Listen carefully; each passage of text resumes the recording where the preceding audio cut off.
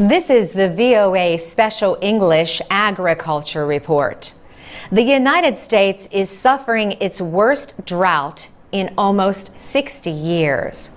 Moderate to extremely dry conditions spread to 55% of the country in June. That was the most since December of 1956. The National Climatic Data Center also said high temperatures in June added to the warmest 12-month period on record. Record keeping began in 1895. The drought map showed that conditions improved in the southeast in June compared to May, but they intensified from the Midwest to the Great Plains and much of the West. Predictions through the end of October suggest that the drought is likely to improve in areas of the Southwest and Southeast. But the drought is expected to continue or intensify in large parts of the country. Agriculture Secretary Tom Vilsack met with President Obama in July. Mr. Vilsack said the drought has severely affected corn and soybean crops. The United States is the world's leading producer of corn and soybeans. Mr. Vilsack said 38% of our corn crop, as of today, is rated as poor to very poor. 30% of our soybeans, poor to very poor. Most of the affected states are in the southern half of the country, but officials said farmlands in the north are now drying up as well. The drought has pushed up prices for corn and soybeans. Both are used in food production and for animal feed. The United Nations Food and Agriculture Organization reported a 20% jump in maize and wheat prices in the month of July. Wheat prices are up as hot, dry weather affects production in the Black Sea region. In the United States, ranchers may quickly reduce the size of their herds of animals rather than pay higher feed prices to feed them. That increased supply of meat would reduce meat prices in the short term. President Obama has cut the interest rate on disaster loans for farmers and made it easier for affected areas to receive government financial assistance. At the same time, farmers are waiting to see what Congress does with the Farm Bill, a major piece of legislation renewed every 5 years. The Senate has passed a version that would end direct payments to farmers, but help pay for crop insurance. The plan would save money, but the Senate version is different from the legislation in the House of Representatives. And Congress needs to reach a compromise. The current Farm Bill ends at the end of September. And that's the VOA Special English Agriculture Report. I'm Carolyn Presutti. I'm Alex Villarreal with the VOA Special English Agriculture Report. 2010 was a good year for American farmers. They earned an estimated $82 billion. That is almost 1/3 more than they earned in 2009. And it is 26% higher than the 10-year average. The numbers are from the Economic Research Service at the Department of Agriculture. They represent net farm income, a measure of profitability of farm operations. Values for grain and oilseed crops are up about 3% from 2009. The value of animal production is up by almost 7%. Agriculture Secretary Tom Vilsack points out that agriculture is one of the few major areas of the economy with a trade surplus. A surplus of $41 billion is predicted in 2011. That would be an increase of almost $18 billion from 2010. At the same time, farm exports are expected to break the all-time high set in 2008. The Agriculture Department says exports in 2011 could top $126 billion. The largest buyer of agricultural products is expected to be Canada. But farm exports to China are predicted to come within $500 million of Canadian purchases.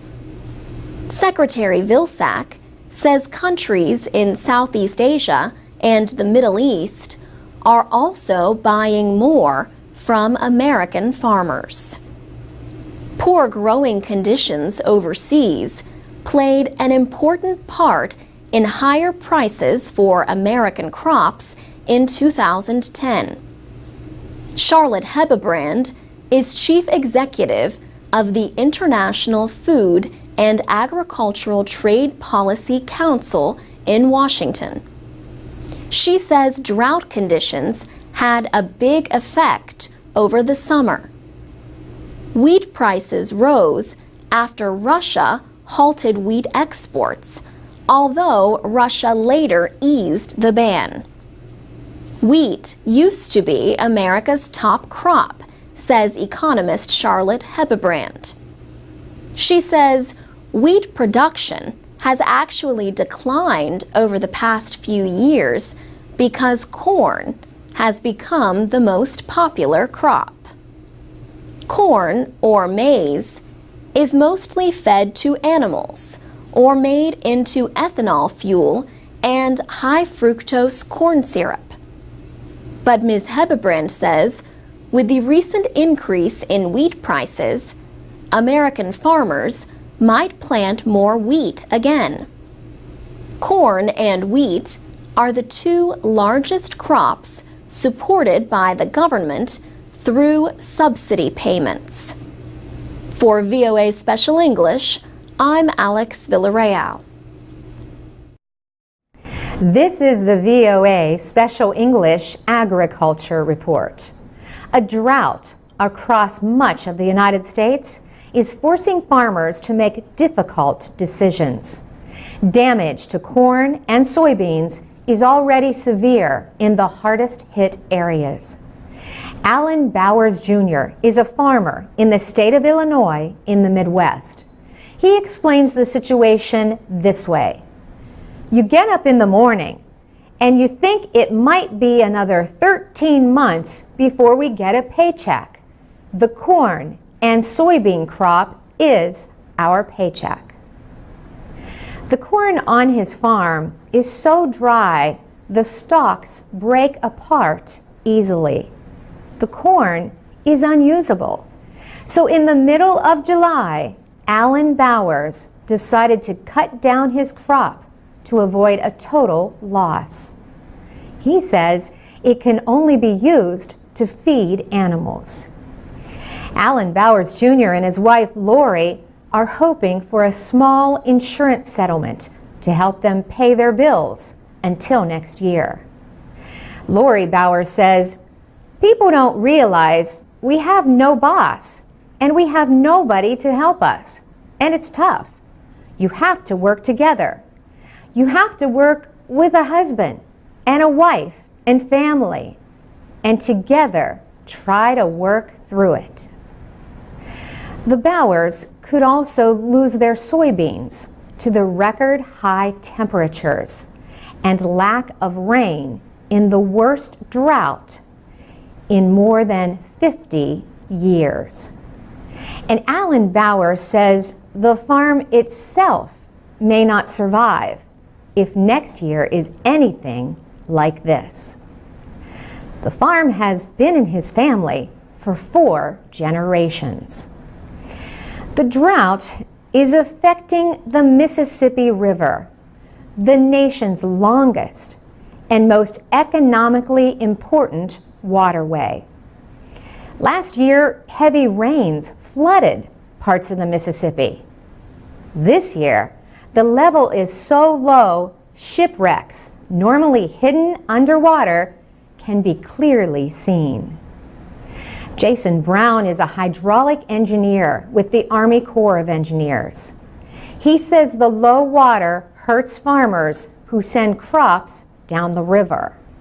60% of all grain exported from the United States travels on barges along the Mississippi. But he adds that other goods like chemicals and coal need to be transported down the Mississippi as well. An Army Corps of Engineers survey ship called the MV Pathfinder looks for places along the river that are not deep enough for traffic. Crews then either dredge the sites to make them deeper or mark them with warning buoys. The ship's captain says companies have to lighten loads of their barges when the water level is low. To read, listen, and learn English, go to voaspecialenglish.com. You can also find our captioned videos at the VOA Learning English channel on YouTube. For VOA Special English, I'm Carolyn Presutti. I'm Mario Ritter with the VOA Special English Agriculture Report. The United States Department of Agriculture has given farmers permission to plant genetically engineered sugar beets with some conditions. A USDA agency ruled on the most popular variety of Roundup Ready sugar beets. The agency said the genetically engineered sugar beets do not harm the environment or increase threats by pests. The Monsanto company makes Roundup Ready crops. The genetic change in the sugar beets makes them resist the herbicide or weed killer known as Roundup. The action lets growers plant the genetically changed sugar beets if they obey certain rules.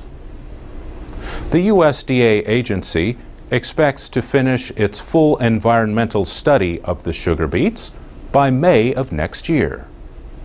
Then it will decide if it will permit unlimited planting of the crops.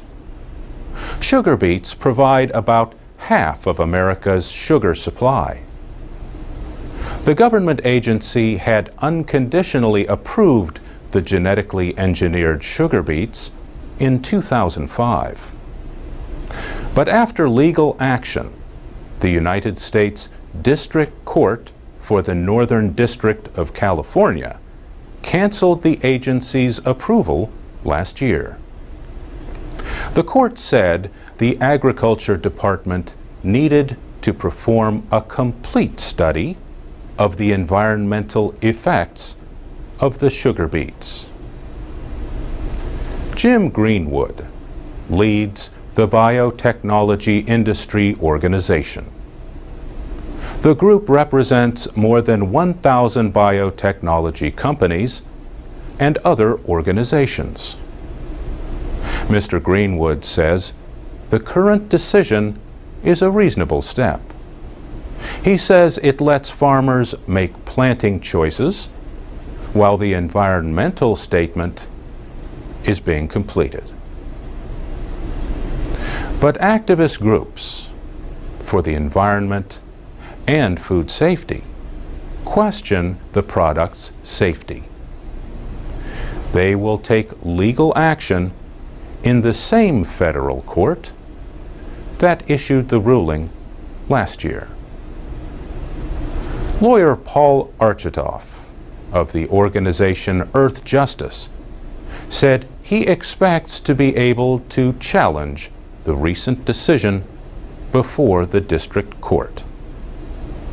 The Roundup-ready opponents say genetically engineered crops can cross-pollinate and damage other crops.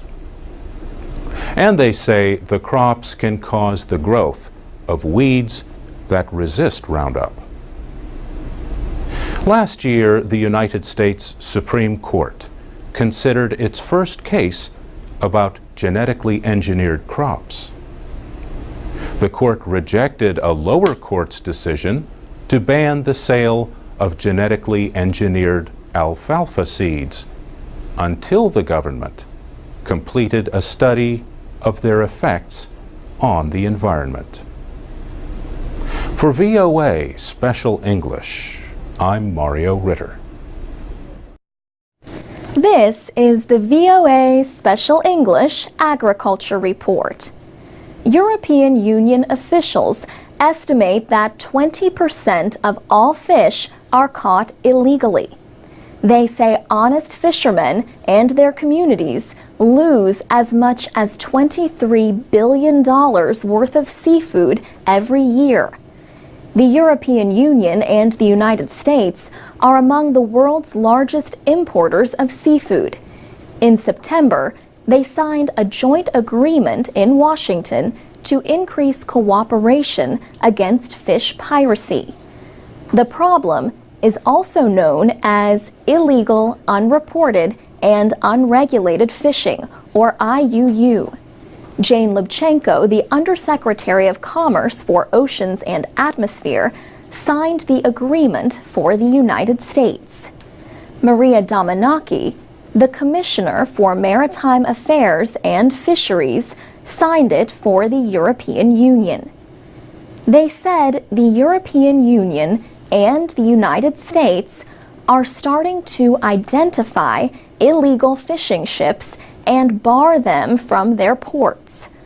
Countries are taking measures to document imported fish, they said, and they promised to seek stronger enforcement of fishery management measures.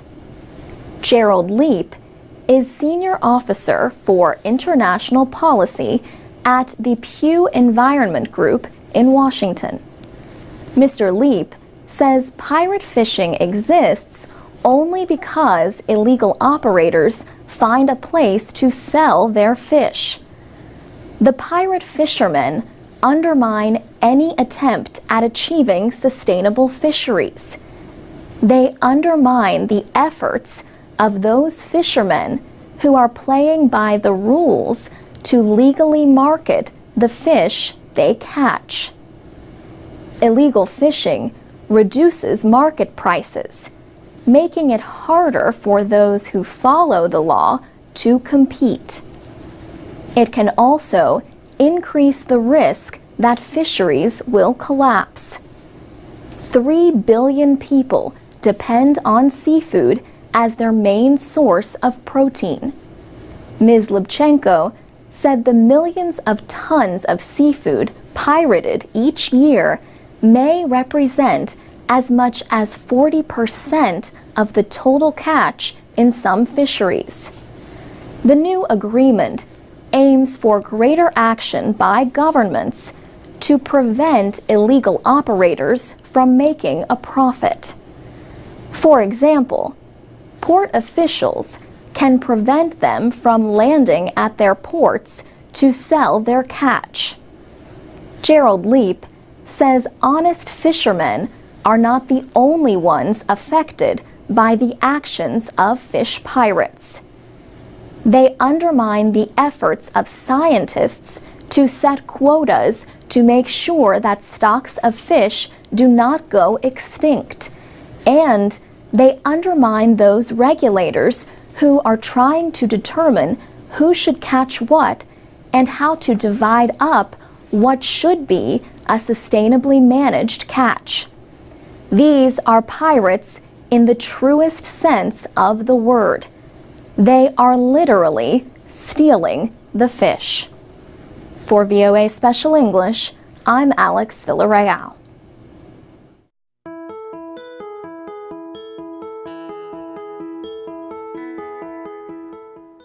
From VOA Learning English, this is the Agriculture Report. On World Environment Day in June, the United Nations reported that at least 1/3 of all food produced is wasted. The report came at a time when many people are concerned about how to feed a growing world population. In the United States, farmers who are struggling to earn money find the situation difficult to deal with. The United States Department of Agriculture found that more than half of the small farms in California do not make a profit. One California farm family is using social media in an effort to change the situation and reduce wasted food. Nick Papadopoulos is general manager of Bloomfield Farms in Sonoma County. It was difficult for him to watch his employees returning from several weekend farmers markets with top quality, unsold produce. Mr. Papadopoulos said he would find boxes of leafy greens, herbs, and carrots left in a storage area. The vegetables would go bad before the next market day. As a result, Mr. Papadopoulos came up with a plan to offer the food at a low price by advertising it on the farm's Facebook status page on Sunday nights. The deals were open to anyone using the social media website. One week, several homeowners in a neighboring community bought the vegetables. Another week, the buyers were a group of friends. Nick Papadopoulos began using social media after he went to work on a farm belonging to his wife's father. After his success of using Facebook, Mr. Papadopoulos helped to set up a website called cropmobster.com. It is a place where people involved with food production can find surplus food for many causes. For VOA Learning English, I'm Alex Villarreal.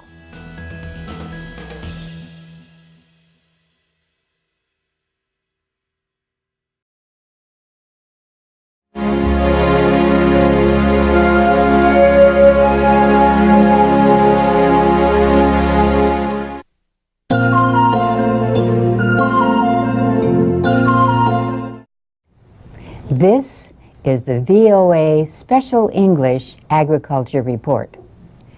Parsley is an ancient green plant and a respected addition to many foods. But other times, its job is just to make a mealtime plate look pretty. Poor parsley, valued for its looks, then thrown away. Yet parsley is a good source of vitamins and other nutrients. The taste is a little strong for some people, yet others chew on parsley to freshen their breath. Curly parsley is the kind that often ends up being used just for appearance. Many gardeners grow curly parsley as a border for flower beds. Flat-leaf parsley is easier to work with for cooking. This kind is often called Italian or French parsley. Do you know about a third kind of parsley? Hamburg parsley has flat leaves that can be used for the same purposes as other parsley. But Hamburg parsley has a large root, which is used as a vegetable. It can be used to add flavor to soups. Hamburg parsley is popular, not surprisingly, in Germany, home to the city of Hamburg. Parsley is often served with lamb, fish, and beef dishes. It is also used in foods such as tabbouleh, a traditional Lebanese salad. Parsley is an herb if you use just the greens. If the root is used, then parsley is considered a vegetable. Some gardeners suggest that to get the best tasting parsley, you should plant new seeds every year. You can get parsley to grow faster by pouring warm water over the seeds. Leave the seeds in the water overnight. Then you can grow them in containers indoors or plant them outside. Charlie Nardozzi is a writer for the National Gardening Association in the United States. He says parsley grows best when temperatures are under 21 degrees Celsius. In colder climates, parsley can go into the ground 2 to 3 weeks before the last winter freeze is likely to happen. Charlie Nardozzi says parsley likes to grow in sunny places or in partial sun. The seeds need rich, moist soil. Plant the seeds about 15 to 25 centimeters apart. Water regularly during the first month. After that, parsley does not need very much water. Ron Waldrop is a county extension director for the University of Illinois. He says you can harvest parsley by cutting most of the plant or leave more of the plant in the ground for a second crop. To dry parsley, tie the plant stems together and hang them upside down in a warm, dark, airy place. The leaves should be dry in a week or two. After that, store them in a tightly closed container. And that's the VOA Special English Agriculture Report.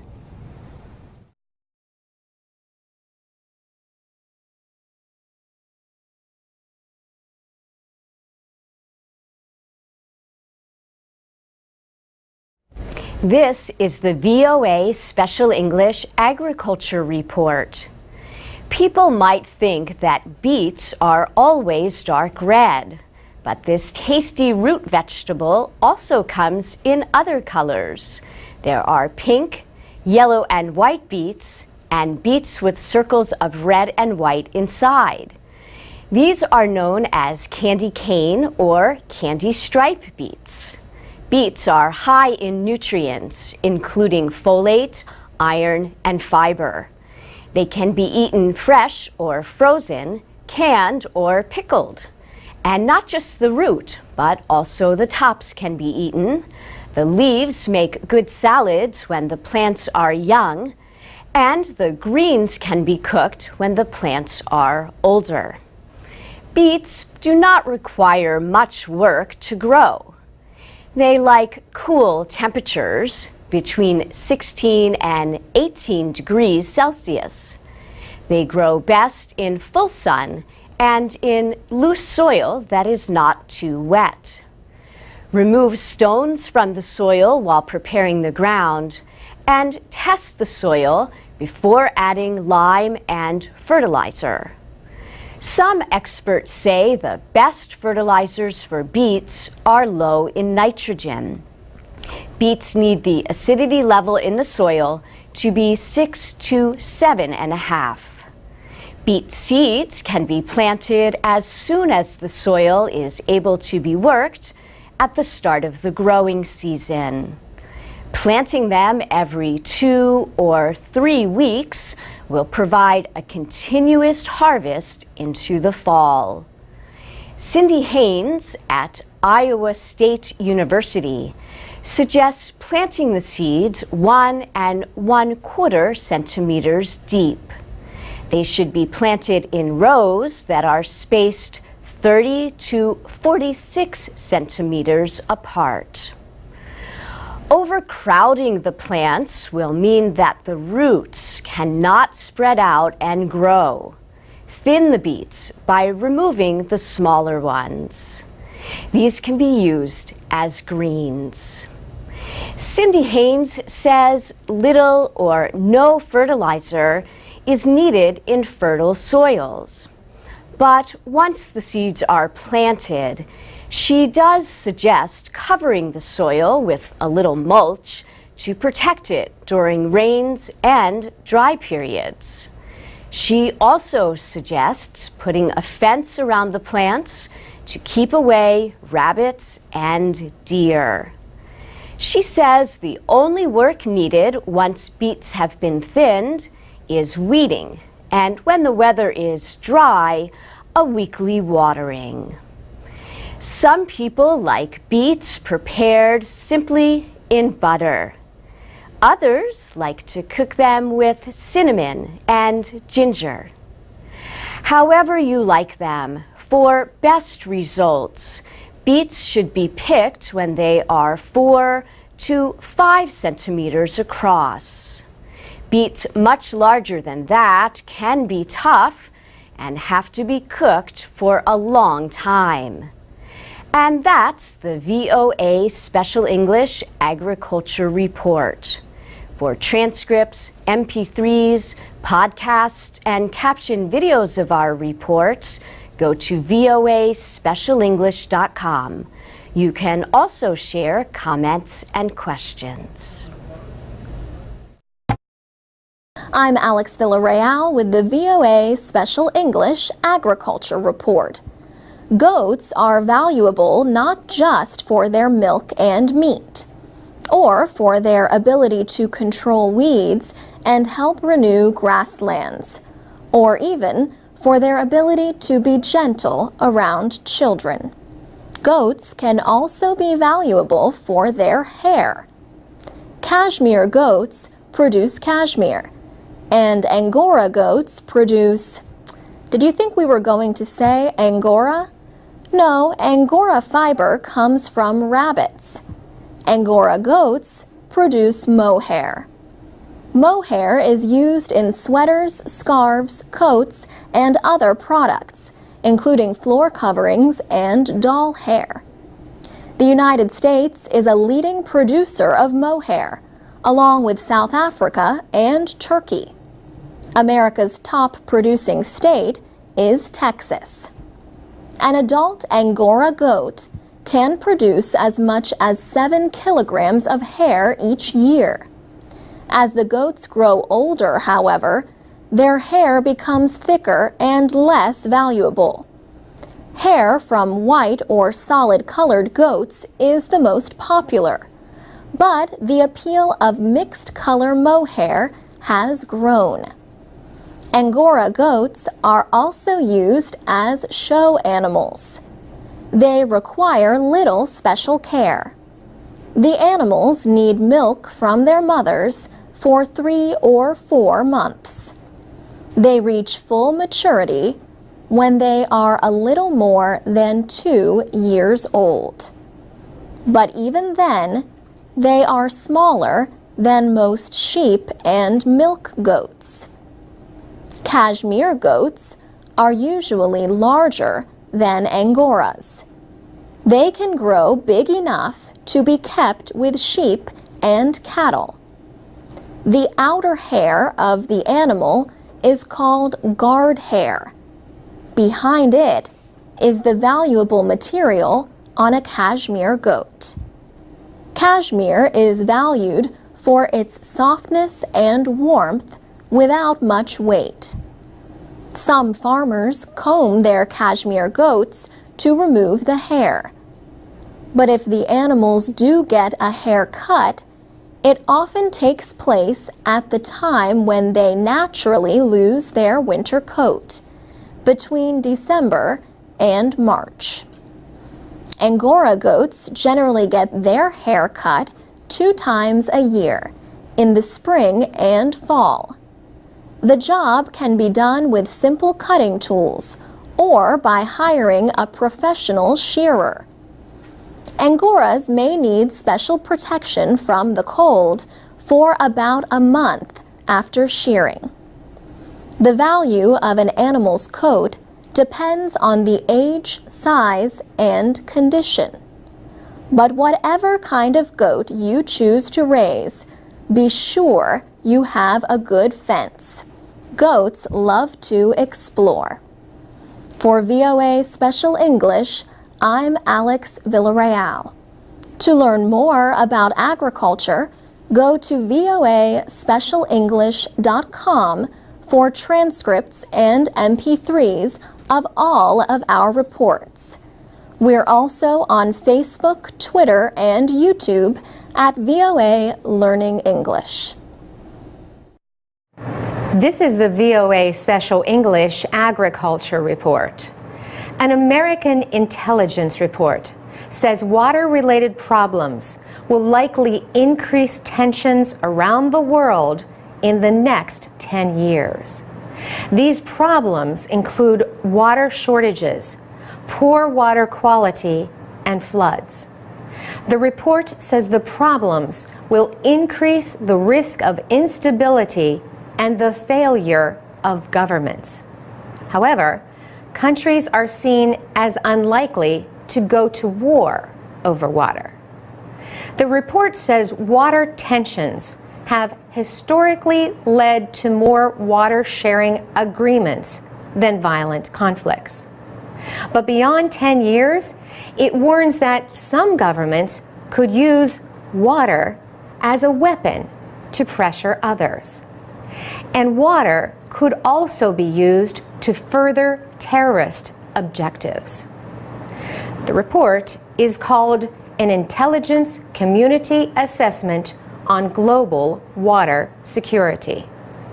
It looks at possible effects of water problems on United States national security interests over the next 30 years. It says the areas that will be most affected by water problems are North Africa, the Middle East, and South Asia. Secretary of State Hillary Clinton announced the report on World Water Day, which was observed March 24th.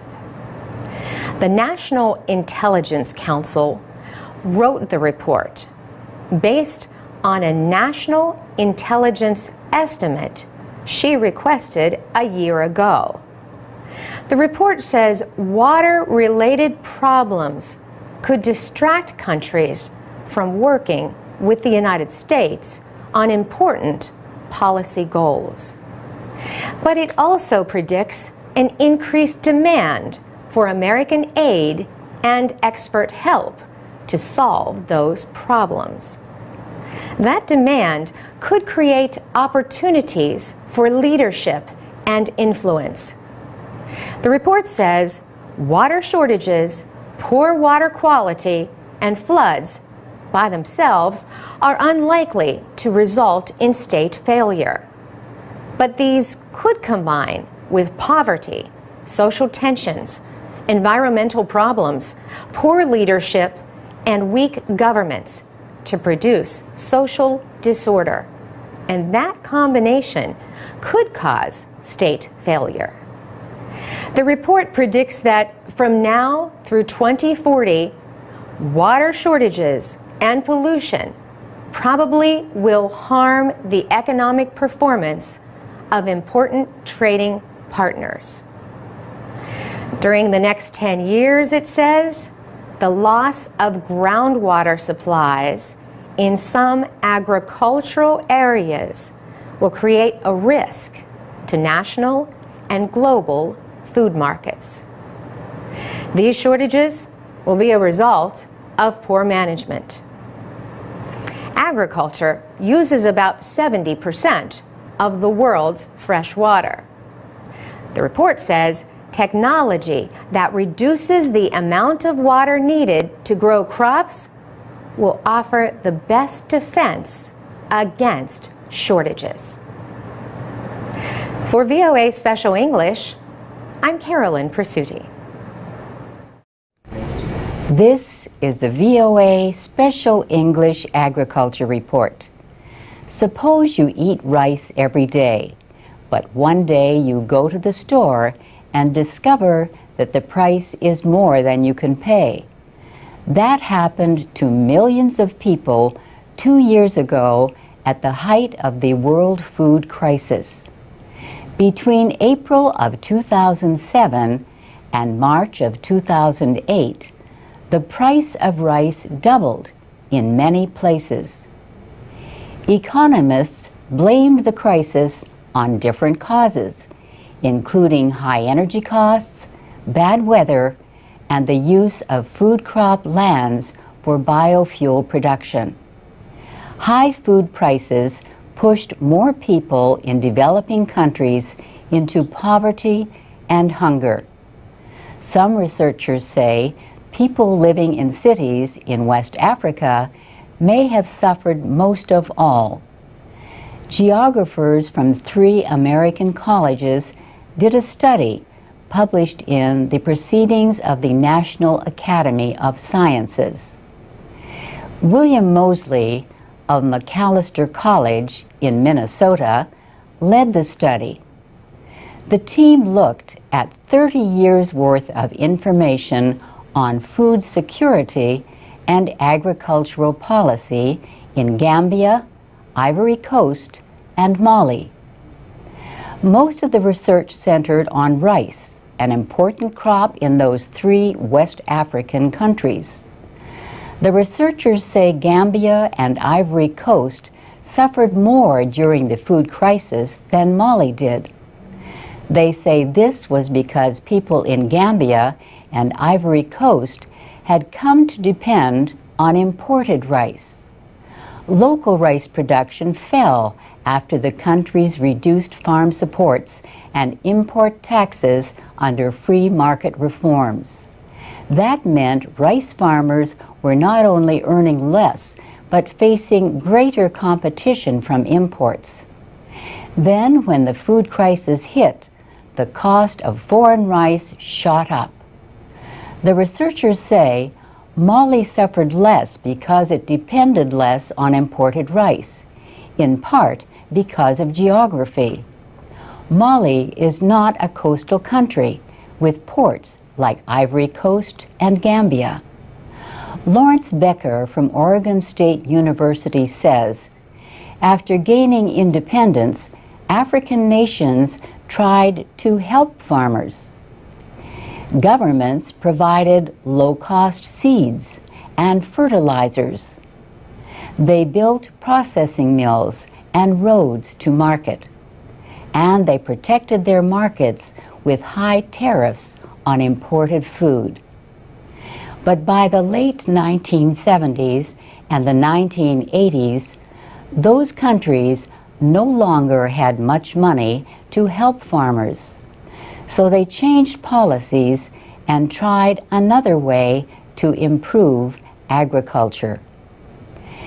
Governments and major lenders like the World Bank and the International Monetary Fund turned to free market policies. We will talk more next week about how the researchers link that change to the effects of the recent food crisis. And that's the VOA Special English Agriculture Report.